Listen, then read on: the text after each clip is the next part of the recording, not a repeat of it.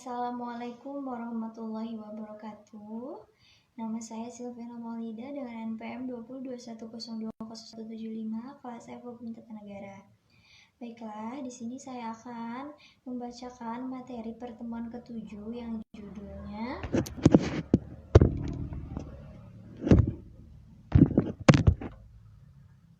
Sumber Hukum Islam dengan dosen pengampu Bapak Hervin Yogi Pradikta MHI. Yang pertama adalah Al-Quran. Al-Quran berkedudukan sebagai sumber pertama dan utama dalam hukum Islam. Kedudukan ini mengharuskan umat Islam memahami pesan-pesan yang dikandungnya untuk dilaksanakan dalam kehidupan. Hal tersebut juga diperlukan sebagai upaya mengatur perilaku manusia, baik yang berhubungan dengan manusia ataupun makhluk yang lainnya secara horizontal. Demikian pula seluruh persoalan yang berkait dengan hukum meski dicari jawabannya terlebih dahulu dari petunjuk yang terkandung di dalam Al-Quran. Kemaslahan hidup manusia di dunia dan di akhirat diyakini dapat diperoleh jika manusia melandaskan pada perilaku hidup mereka pada petunjuk Al-Quran. Argumentasi yang menyatakan bahwa Al-Quran sebagai sumber dan dalil pertama dan utama ditemukan dalam penjelasan Al-Quran sendiri pada sejumlah ayatnya. Lebih dari 30 kali ditemukan perintah mematuhi Allah dan dalam Al-Quran.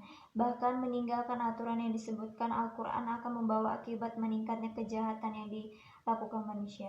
Al-Quran secara redaksional dan makna yang dikandungnya bersifat qat'i al-wujud, maksudnya adalah lafal Al-Quran dan pesan yang dikandungnya terjamin keautentikan atau otoritas kebenarannya.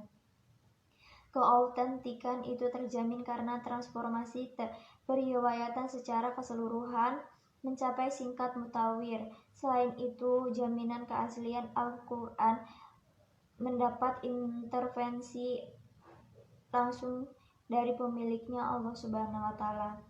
Yang kedua adalah Al-Sunnah.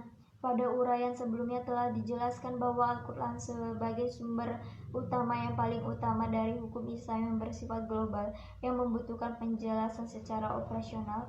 Nabi Muhammad SAW sebagai menyampai ajaran Al-Quran diberi otoritas oleh Tuhan untuk menjelaskan lebih lanjut apa yang telah diwahyukan kepadanya.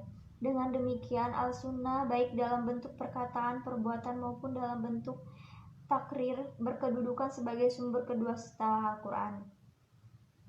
Kedudukan Al-Sunnah sebagaimana disebutkan di atas berdasarkan argumentasi bahwa secara normatif ditemukan ayat Al-Quran yang menyeluruh untuk taat kepada Rasul. Ketaatan kepada Rasul sering dikaitkan dengan ketaatan kepada Allah Subhanahu wa Ta'ala, seperti yang ditemukan pada surat Al-An-Nisa 13. Artinya hukum tersebut itu adalah ketentuan-ketentuan dari Allah. Barang siapa taat kepada Allah dan Rasulnya, niscaya Allah memasukkannya ke dalam surga. Al-Quran sering menetapkan beriman kepada Rasul sama dengan kewajiban beriman kepada Allah Subhanahu wa Ta'ala, disebutkan dalam surat Al-A'raf 158. Penegasan Al-Quran juga menyebutkan bahwa perbuatan Rasul berdasarkan wahyu yang diturunkan kepadanya, seperti yang disebutkan dalam Quran An-Najm 3 yang artinya, dan tidaklah diucapkannya itu Al-Quran menurut kemauan hawa nafsunya. Akal dan proyeksi ijtihad. Pengertian akal.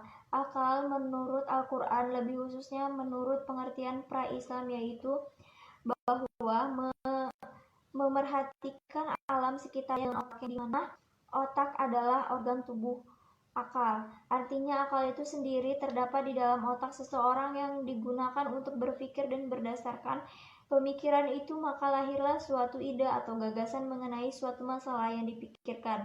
Sebagaimana telah kita ketahui bahwa Allah Subhanahu wa Ta'ala menciptakan manusia berbeda berdasarkan akalnya dengan makhluk hidup lainnya seperti hewan dan tumbuhan.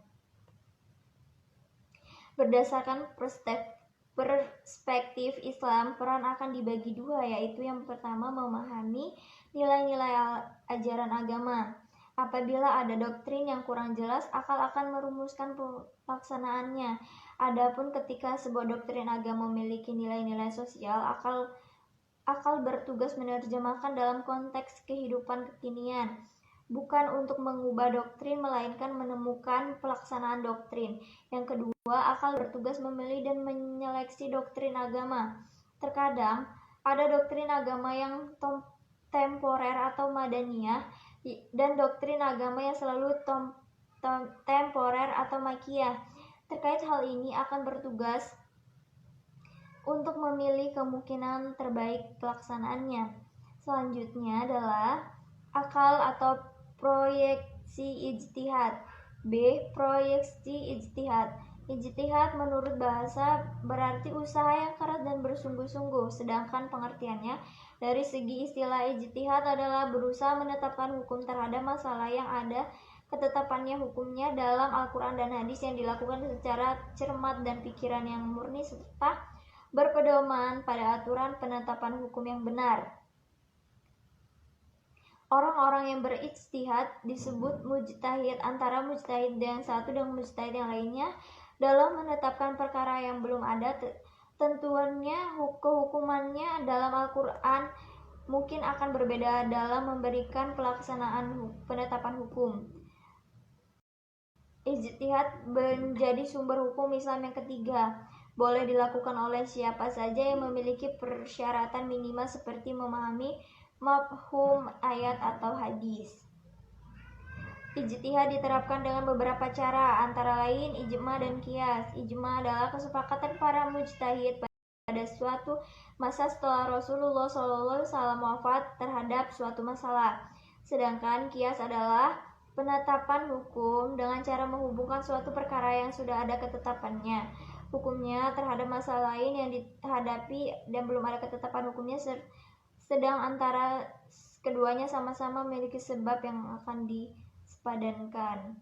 Sekian, terima kasih penjelasan dari saya. Kurang lebihnya saya mohon maaf kepada Allah, saya mohon ampun. Wassalamualaikum warahmatullahi wabarakatuh.